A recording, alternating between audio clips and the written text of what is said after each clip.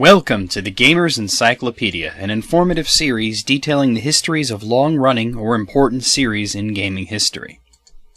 This week we're going to talk about Fallout, a game that pretty much answers the question, what would happen if we blew ourselves up real good and American culture regressed to the 1950s forever? Yeah.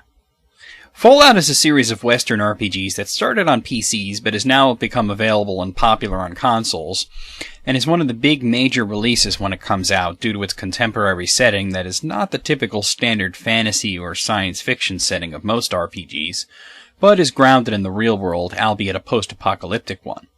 Fallout games have also recently moved into the first person, and since the weapons are mostly firearms, this gives us a hybrid between an RPG and a first-person shooter that is fairly unique and bridges the gap between two distinct playstyles, as it can appeal to both types of fans.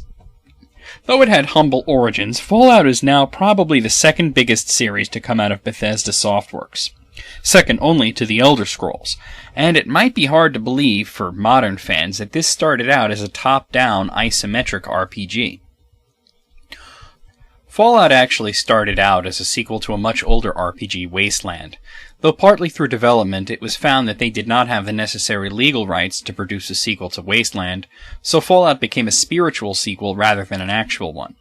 This also meant that some changes to gameplay had to be made, as they could not use the GURPS system, that's generic universal role-playing system that was used for Wasteland, forcing Interplay, the creators of the series, to come up with a new system called the Special System, which stands for Strength, Perception, Endurance, Charisma, Intelligence, Agility, and Luck. Yeah, not exactly reinventing the wheel, but it worked.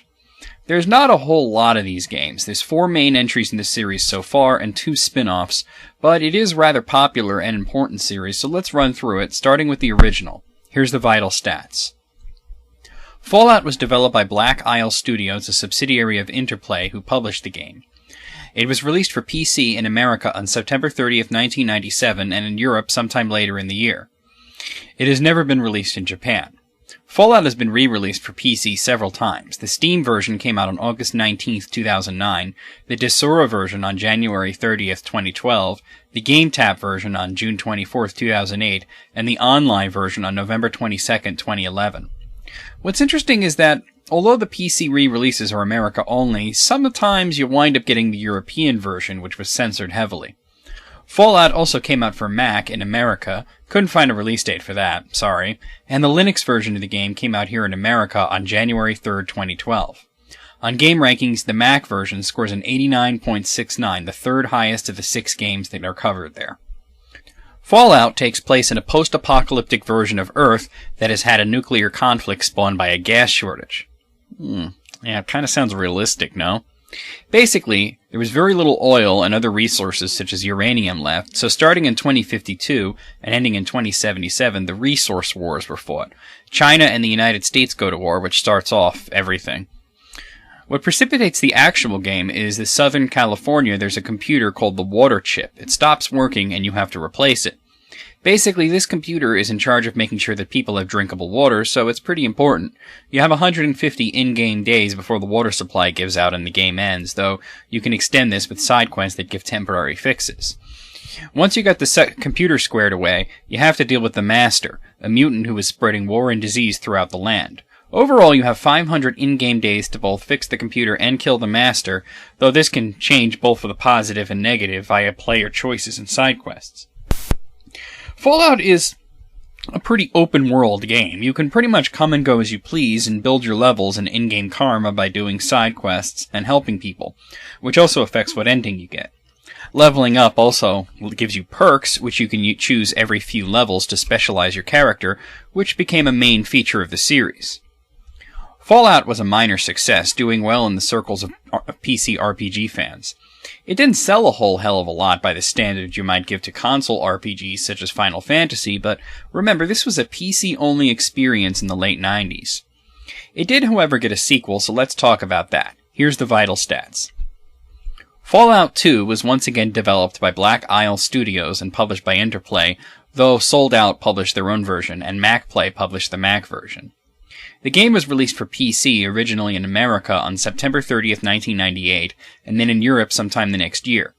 The Sold Out version came out in America on March 29, 2003, the Steam version in America on August 19, 2009, and the Desura version in America on July 9, 2011. The Mac version came out in America on August 31, 2002. On Game Rankings, the PC version has an 89.69, the fourth highest of the series. Fallout 2 takes place some 80 years after the events of the first game. You play as the descendant of the character from the first Fallout who is living in a non-technological society who are not doing so well. The community is starving, and to save them you have to find a machine called GECK, or the Garden of Eden Creation Kit, which you could restore the environment and make the area habitable again. Once again, you're thrust into the world with little more than a bottle of water and a good luck, kiddo, and you have to figure everything out as you go along.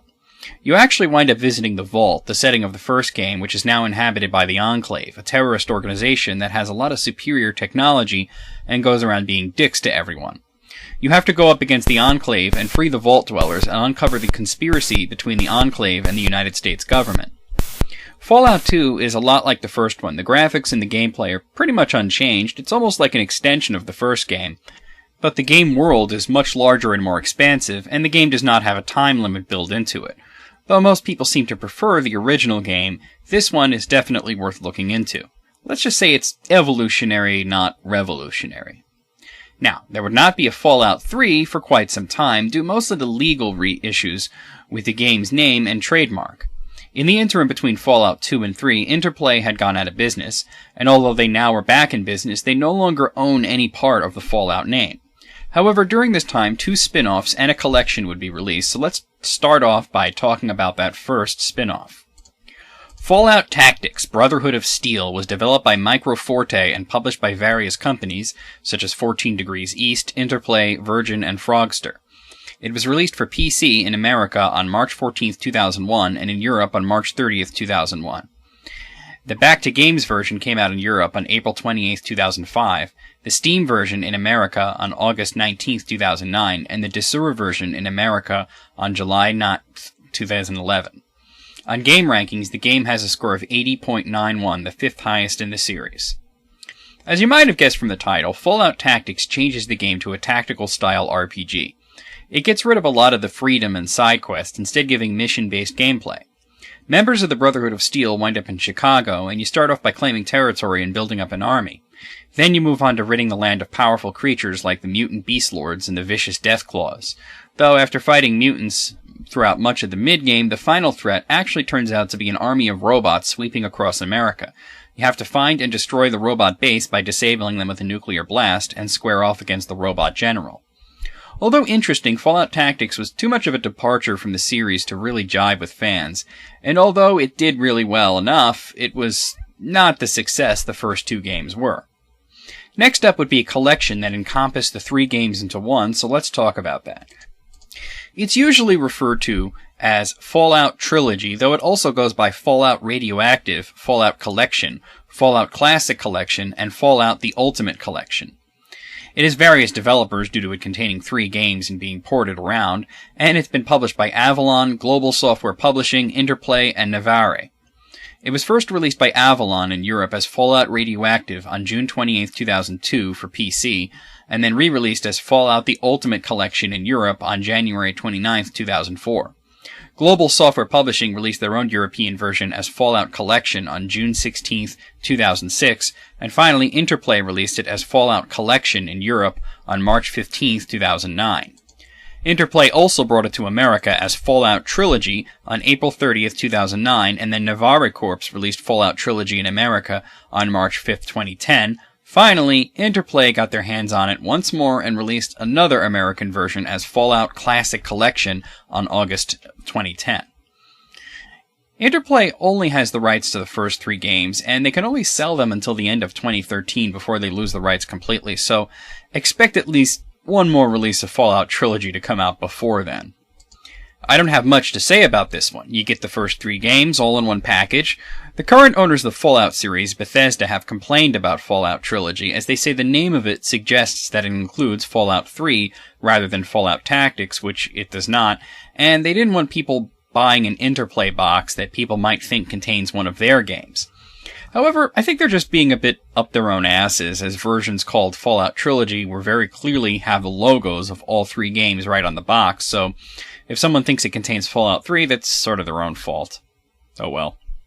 But before we get to the real Fallout 3, there was one more spin-off to talk about, and yeah, this one can get confusing. Fallout Brotherhood of Steel is not to be confused with Fallout Tactics Brotherhood of Steel. Although the title is very similar, this is a very different game. This was the last Interplay game, and the first and so far the only one to be developed specifically for consoles. Let's take a look. Fallout Brotherhood of Steel was developed by Interplay and published by Interplay, though the European versions were published by Avalon for PlayStation 2 and VU Games for Xbox. It was released for PlayStation 2 and Xbox in America on January 14, 2004, and in Europe on April 2, 2004. For the first time ever, a Fallout game became available in Japan, as the PlayStation 2 version made its way there on April 28, 2005. Just think, to the Japanese, this is the first Fallout game. But to American and European fans, it's a spin-off that mostly nobody cares about. For game rankings, the Xbox version has a 65.58, the lowest of the series by quite a lot. Now, I don't own this one, and I really don't know much about it, but I can tell you what I do know. Brotherhood of Steel is a linear-style RPG without the open world that the series is known for, though it shares the setting and the special system of the other games. You choose one of 6 characters to play as, and although nobody joins you in the game itself, for the first time ever, Fallout has multiplayer, and you can have a second person join in for co-op. Some characters have to be unlocked through gameplay, however. I can't say much about the plot, except that you're fighting against another mutant leader called General Addis, and that it involves you as a new initiate into the Brotherhood of Steel. If you missed this one, don't worry. Bethesda considers it to be non-canonical anyway. So let's talk about Fallout 3. Fallout 3 was developed and published by Bethesda. It was directed by Emil Pagliarudo and produced by Todd Howard. It was released for PC in America on October 28, 2008, in Europe on October 31, 2008, and in Australia on October 31, 2008. The Steam version came out in America on October 28, 2009. The PlayStation 3 version came out in America on October 28, 2008, in Europe and Australia on October 31, 2008, and in Japan on January 15, 2009. The Xbox 360 version came out in America on October 28, 2008, in Europe and Australia on October 31, 2008, and in Japan on December 4, 2008. On game rankings, the highest score goes to the PC Game of the Year edition, which includes all of the DLC, and it has a 96, the second highest in the series. Fallout 3's immediate change is the change from Black Isle to Bethesda, who got rid of the top-down isometric view in favor of a first-person view reminiscent of their own Elder Scrolls series. As a matter of fact, the game engine was the same one used in both Morrowind and Oblivion. And as Fallout 3 came out not too long after Oblivion, it was also Bethesda's own way of addressing some issues and making some changes, improving on Oblivion. And many people saw the next Elder Scrolls game, Skyrim, as being an improvement over what they did with Fallout 3, taking things from the series, such as the perks. Fallout 3, as it is an action RPG and in first person, at first glance may seem like a first-person shooter with RPG elements. Though to address this fact, many Fallout fans would bemoan it taking on a role like this. They introduced an optional system called VATS, or Vault-Tec Assisted Targeting System, which allowed the player to pause the action and target specific areas of an enemy, which makes it feel like the first 2 games. It also takes away control from the player and uses number rolls to decide whether or not you hit an enemy or got hit by one. However, this feature is completely optional, and the game can also be played as a more action-oriented title. You can switch VATS on and off at any time. You also have a party of sorts. You can have one extra person following you, in addition to the traditional Dogmeat, who is sort of a persistent ally, though you can lose him if you're not careful. The game also does something rather unique. It starts off with your character's birth and goes through your childhood as a way of choosing your stats and whatnot. The story this time around has you fleeing the vault that you grew up in when everything is thrown into anarchy after your father leaves, which causes the overseer of the vault to basically force you out. You start out searching for your father in the Fallout wasteland. You go from place to place looking for your dad, who you track to another vault where he's trapped in a virtual reality program. Your father was after the Gek. Remember that thing from Fallout 2? He wants to activate Project Purity to purify all the water nearby using the Gek, but this is cut short by an invasion from the Enclave, and the rest of the game is revolved around trying to find a way to activate the Gek and purify all the water, which also involves teaming up with the Brotherhood of Steel. Fallout 3 got a great response from critics, and due to it being a Bethesda game and available on consoles, this skyrocketed the series into the stratosphere of popularity, putting it alongside Elder Scrolls. Fallout 3 did receive some backlash from old-school fans of the series who missed the top-down view, but for the most part, the game did great. The game's one big flaw was the inability to play past the ending, even if the player character survived, something that Bethesda fans have been used to. This was fixed with several DLCs for the game. I don't have the time or the inclination to look into each one separately, so let's go through it very quickly. There are 5 DLC packs: Operation Anchorage, The Pit, Broken Steel, Point Loadout, and Mothership Zeta.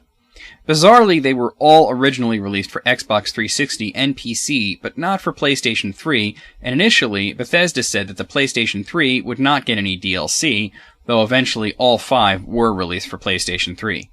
It seems that Bethesda just has serious issues with the PlayStation 3, as we'd see in future releases. All 3 versions also have a Game of the Year release, which includes all of the DLC already.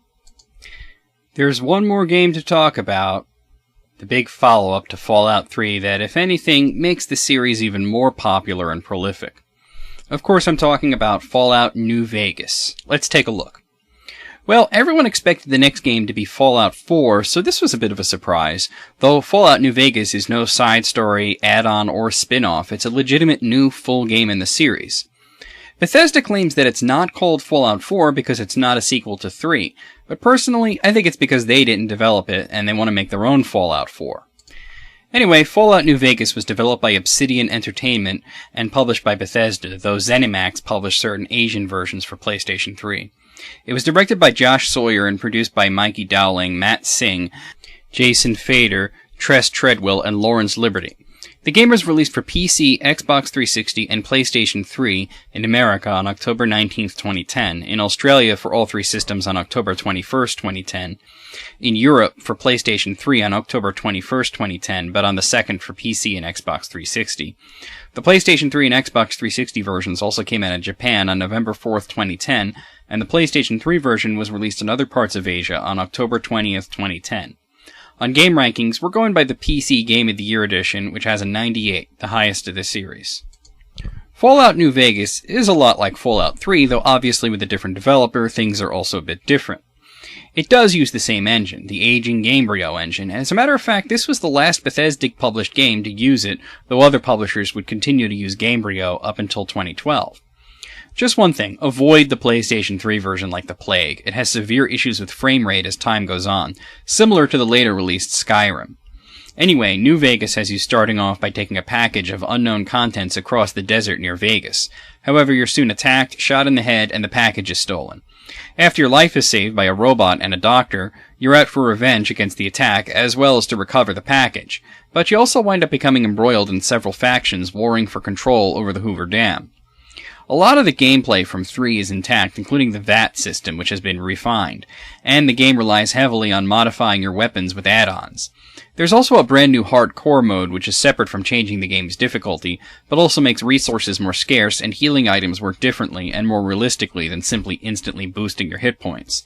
The same goes for decreasing your irradiation, and you have to visit a doctor to treat severe injuries which cripple your character. You have to eat and drink to keep yourself alive, and if you die, game over. Yeah, hardcore mode is just that. New Vegas is seen by many as being the best in the series, and with its intriguing story, setting, and refined gameplay, it's not hard to see why, especially since the game is so customizable that you'll find a way to play it that suits you. Like Fallout 3, there were several DLC packs available for all 3 systems: Dead Money, Honest Hearts, Old World Blues, Lonesome Road, Gunrunner's Assault, and Courier's Stash. The game's director, Josh Sawyer, also released an unofficial mod for the PC version, which changes several things he wanted to include in the game, but did not get to. Normally, I don't mention unofficial add-ons, but, I'd be here all day, but this is worth mentioning because it's a member of the development team that put it out. There is, however, a lot of fan content out there, the bulk of which is mods for Fallout 3 in New Vegas, though fans have even made their own Fallout movies and web series. Well, that's it for the Fallout series, as many people eagerly await the announcement of Fallout 4, but before I go, there is one last thing to talk about, and that is several games in the series that were cancelled. Believe it or not, there were 4 games that were cancelled in the Fallout series, so let's briefly talk about those. Fallout Extreme was supposed to be a squad-based tactical shooter for Xbox and PlayStation 2 that 14 Degrees East was working on, but it seems that assets from that game wound up becoming the basis of Brotherhood of Steel.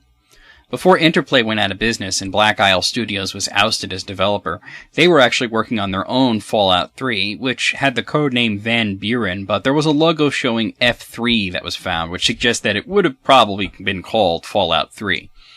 As many people who worked at Black Isle now work at Obsidian, many of the ideas from this cancelled Fallout 3 wound up in New Vegas. There was also going to be a Fallout Brotherhood of Steel 2 for PlayStation 2, though that got cancelled almost at the last minute, possibly due to the poor reception and sales of the first game. Finally, there was to be a Fallout MMO simply called Fallout Online, which would have been for PC only.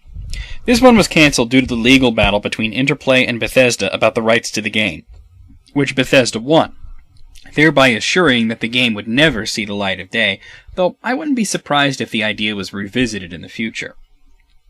Well, that's all I have to say about Fallout, and that's it for this episode of the Gamer's Encyclopedia. Join me next week and we'll talk about those damned furries in space.